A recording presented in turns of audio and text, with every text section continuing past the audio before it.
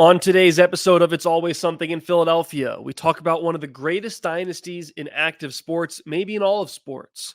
We talk some March Madness, a great, exciting opening weekend for that, a little Sixers Flyers discussion, and we look forward to the Philadelphia Phillies opening day game, which is coming up this week.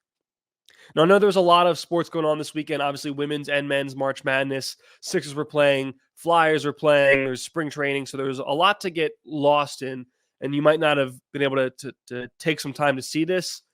But what Penn State wrestling is doing right now is otherworldly. So they just won another NCAA title this year. That's 11 out of the last 13 years Penn State's won the title. And these have all been since hiring their head coach, Cale Sanderson, in 2009, who was one of the greatest wrestlers of all time, now making his mark as one of the greatest wrestling coaches of all time. They didn't just win this year. They set the all-time team scoring record with a score of 172.5. And while that's great on its own, the second place team at the national championship was 100 points lower. They had 72 points. Penn State wrapped up the title on the second day. There was still one more day of competition to go, and they mathematically claimed the title. It's what this program is doing is insane. They had 4 individual champions. They had 8 All-Americans.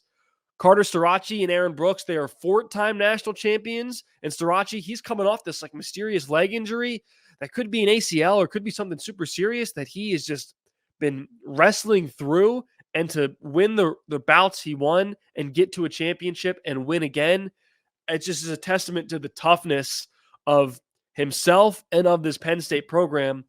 And it's just, it can get lost because there's so many other sports. There's basketball and football and all this stuff. In college wrestling, maybe is not the most name brand mainstream sport. But what Penn State wrestling is doing, they are the best and greatest active dynasty in sports and could be one of the best dynasties of sports of all time. Looking at some historic dynasties in the past, right? You think about Alabama football from 2009 to 2018, winning 5 national titles. You look at the Celtics, 11 titles in 13 years back in the 50s and 60s. UCLA basketball, 10 NCAA titles in 12 years. It's probably the most comparable. And then the LSU women's track team, 11 straight outdoor titles from 1987 to 1997. Penn State wrestling now, with 11 titles in its last 13 years, is in that category of all those teams. And here's the thing, they could keep going. So Penn State, what they've done, they've created such a robust culture and atmosphere and legacy of Penn State wrestling. They're now gobbling up all the top wrestling recruits. So there's a top high school wrestler, Penn State is most likely their number one choice. But what's also great about what Cale Sanderson has done for this program and this culture is if there's a wrestler who's maybe not a top recruit, but is a strong wrestler, maybe in that, second or third tier level of recruit, if he goes to Penn State, he will become a fighter, and there's a good chance he'll become a national champion. The dynasty, the culture, the atmosphere, the expectations that Cale Sanderson has created at Penn State is unmatched, and I think it deserves to be talked about in the same light and same gravitas of other sports teams and other sports dynasties. And I know for all you guys who are not Penn Staters, and I'm obviously a Penn Stater, so I'm biased. Penn State, not a Philly school, that goes without saying, but it is a Pennsylvania school. And so if anything happens, with another PA school that's outside of Philly, like a Kutztown or Shippensburg, that's really cool. It's talked about in Philly sports media. So I think Penn State deserves the same. Again, not a Philly school, but it's a Pennsylvania school. You can root for them even if you don't really like them, as a whole. And even if you don't want to root for them, you just have to appreciate the greatness that they're doing. I mean, Iowa for a long time was the staple in college wrestling, and Penn State's become the new king, and not even new. They've been doing it now for 12 years or 11 years, and I don't see them stopping anytime soon. And what's amazing is when I was there, they had guys like, they had some crazy wrestlers. I'm drawing a blank at some of the names. I almost said Bo Nix, not Bo Nix. Give me one second. Wow, this is tough. Bo Nickel. See, I was close. Bo Nix is on my brain. Too much Oregon Duck talk. Guys like Bo Nickel and other really impressive wrestlers. And I thought, okay, well, they're having all these guys. They're going to graduate and they're going to lose all their top stars. And they just keep recycling and bringing up new top recruits like they have now with Aaron Brooks and Starachi and all these other guys. So even when these guys graduate, there's going to be more guys coming up. So this dynasty, it's not going away anytime soon as long as Cale Sanderson is there, as long as that culture is ingrained in Rec Hall at Penn State. And it's been really fun to see. If you're a fan of sports, if you're a fan of winning, if you're a fan of dynasties, this is a team you should get behind. So congrats to Penn State. We are. Moving on, talking about some March Madness now. I know I talked about March Madness not on Friday, but it was just an awesome opening weekend. I spent pretty much the entire weekend glued to the couch, watching March Madness, drinking beer, eating snacks, doing the whole thing. It was pretty much just me and my girlfriend sitting here watching a lot of basketball with me, being a trooper. Thank you for that. But it was maybe not the most, most explosive, most dramatic opening weekend of March Madness as it could be. I know a couple of years ago we had like all those upsets. There really were only a few upsets in this round, but the ones that were an upset were incredibly fascinating and cultivating. There was great stories. I mean, there's BYU losing, there's Kentucky losing, which I'll get into. There was Auburn losing to Yale. Really always fun to see an Ivy League team upset one of these, high contending teams, just a team that you expect to do a lot better. So a fun weekend in my, opinion. There was a lot of blowouts, but what that does create now is when you go into the Sweet 16, you have mostly all high seeds, which I think is actually good because a lot of times when you have a ton of upsets early, like 3, 4, 5 upsets, and they make it to the Sweet 16, they end up getting blown out there. And then there's less games and less chaos, and that's not really fun. So a lot of blowouts in this first round, but that'll lead to some great Sweet 16 matchups. And there were still some fun storylines, some fun upsets to root for in this first weekend.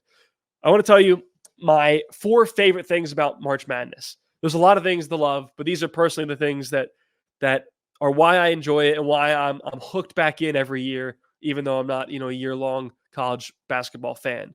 Number 1, I am a sucker for watching the parent reaction. Anytime there's a close game, a nail biter, or someone's going off, or someone shooting free throws, and they cut to mom or they cut to dad in the stands, every single time it gets me. I get a little bit emotional. I'm not obviously a parent at this point, but just I can see in their eyes like what it means to them to see their son or their daughter go and play in this important game and how locked in they are and how nervous they are. And it's like they're in the game themselves, but they're watching it through their child who's on the court. And I really like watching that. It's always really touching and beautiful, especially when they end up winning or they're an upset. And it's a player you might not be expecting before the tournament, but then once they're playing, they're going off, and you see their parent just who's been with them since day one. So that's really fun to see.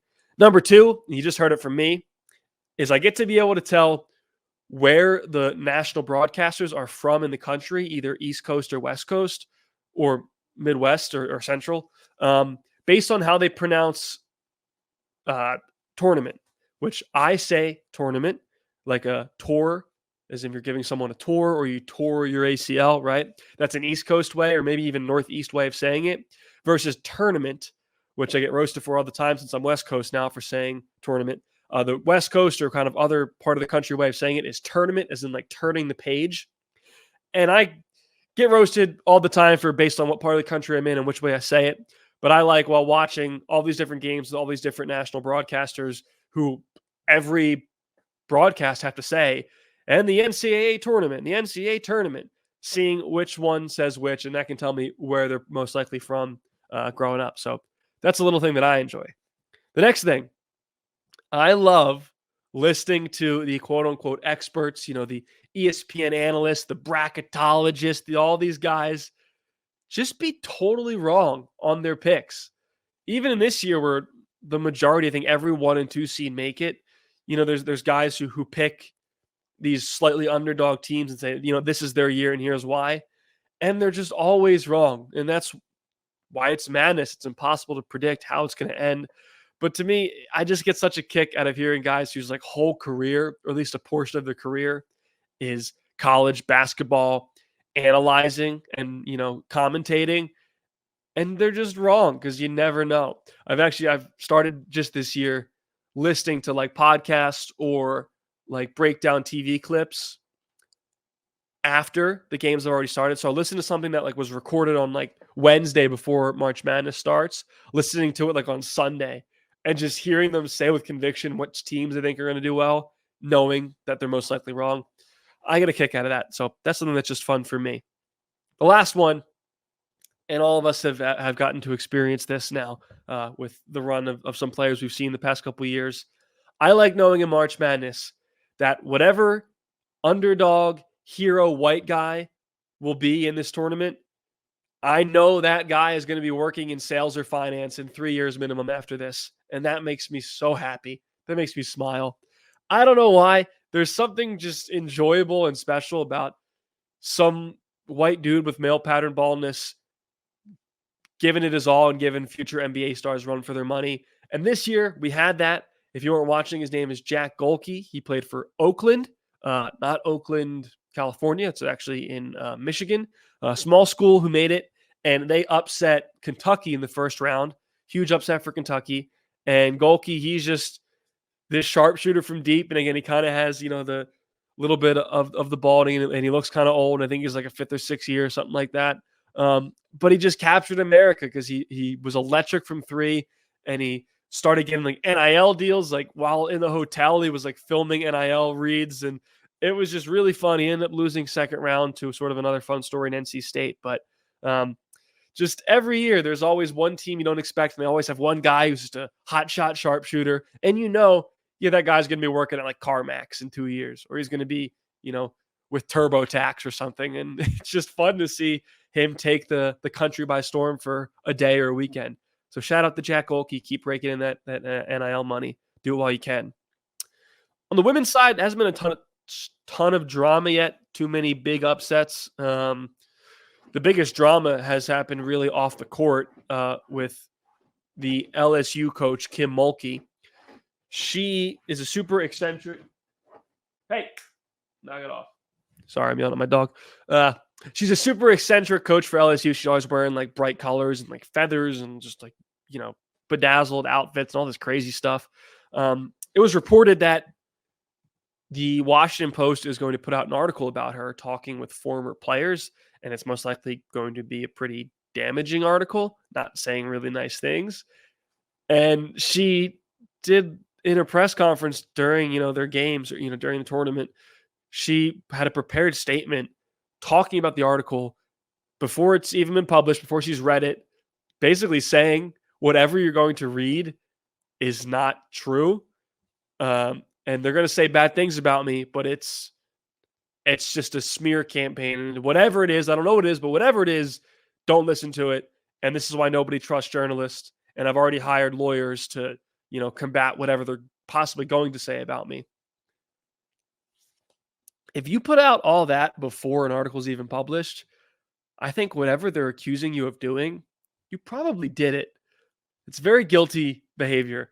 So that's been the most dramatic thing with Kim Mulkey. You'll probably hear more about that once the article gets published. I know I'm more interested in the article now that she had this whole rant about the article than I would have been otherwise. So she kind of did that to herself. But that'll be really fun when that comes out. But that's been the most dramatic thing in terms of the women's. Most of the top seeds have been winning so far. The Drexel Dragons, we'll circle back and get to some Philly talk now. Drexel Dragons, the only Philly team in the tournament for either the men or the women's bracket. They got absolutely whomped by Texas, as I thought they would. That's okay. We expected it, but, good for them. Still had a good season. I think I talked about that on Friday too. But, yeah. Okay.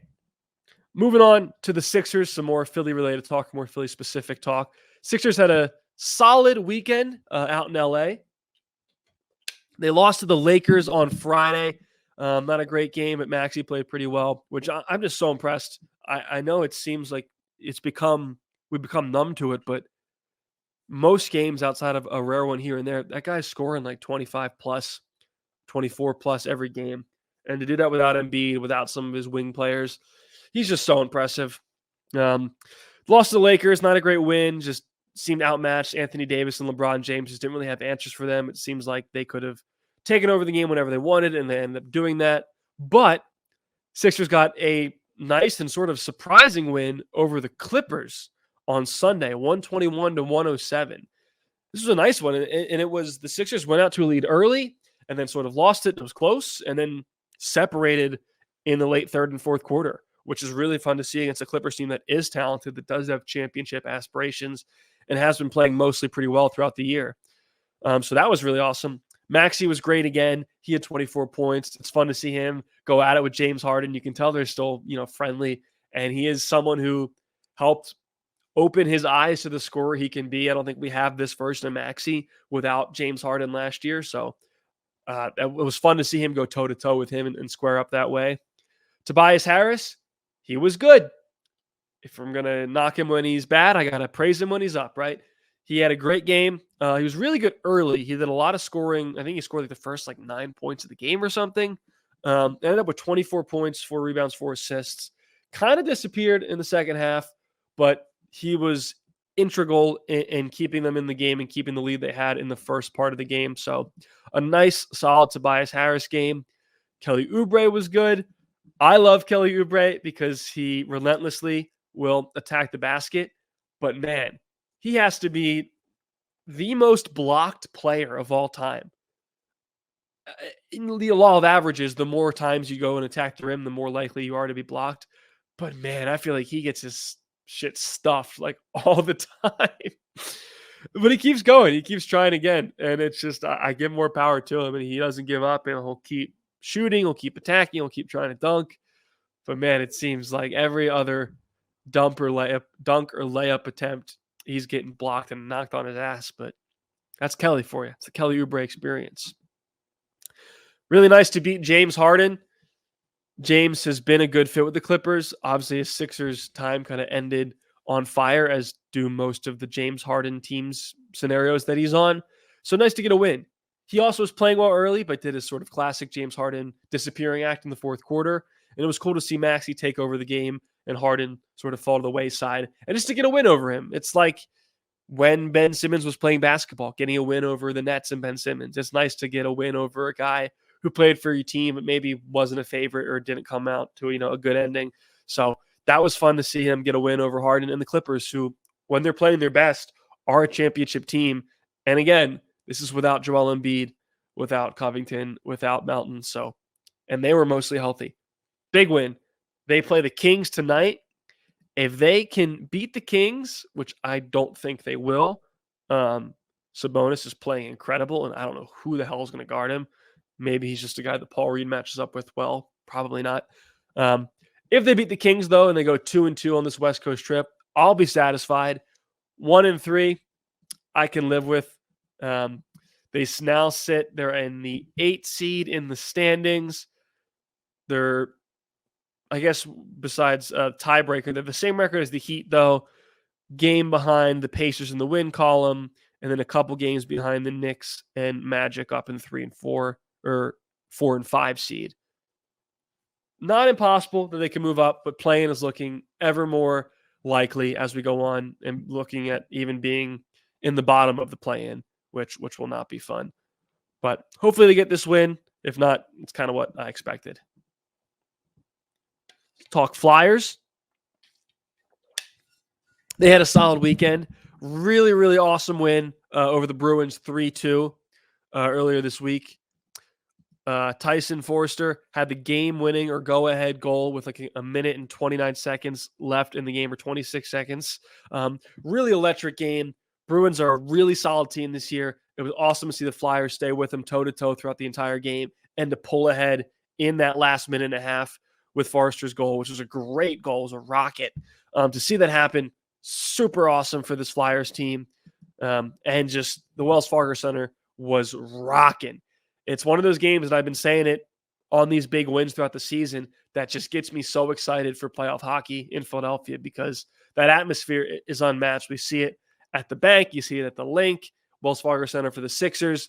And hockey, I think, is one of the best playoff atmospheres in general in sports. So add that with the Philly edge there. I think it'll be a really exciting playoff run if they get there and if they host some games, which who knows if they get there. So they got that win over the Bruins, huge 2 points for them. Then they lost 4-1 to the Panthers yesterday. Panthers, another really good team leading their division. Would have been a tough one to go, back-to-back wins over the Bruins and Panthers. But with that loss now, they are just 2 points ahead of the Capitals, Washington Capitals. They have 79 points. Flyers have 81. It's way too close. It's the Flyers. They don't have a lot of leeway right now. They really need to win most of their games towards the end of the season. And I know I said that for a while, but it's true. And they're sort of they're playing with the heartstrings of me and all of Philadelphia right now to have the season they have.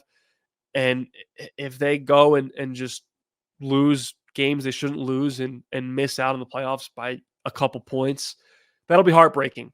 So you need them to take care of business. They have another tough game tomorrow. They play the Rangers, another top team, the top team in their division. Who knows with this Flyers team? They play these teams well most of the time, so this could be another fun one. But then they have games with the Canadians, the Blackhawks, Islanders, Sabres, and Blue Jackets. Hopefully they get a couple wins there. But they just need to keep winning because the Caps are right on their heels. Finally, last talk of the day, last subject of the day. Just a real quick reminder. Philadelphia Phillies play real meaningful baseball this week. Opening day is this Thursday. I'm super excited. I have for Wednesday's show a special guest coming on to talk some Phillies. She's a expert in all things Philadelphia and a Phillies fan, and she works for a major sports network, so she knows what she's talking about. That'll be super fun, super entertaining, super knowledgeable. I am just beyond excited for this Phillies season to get started. I love baseball season.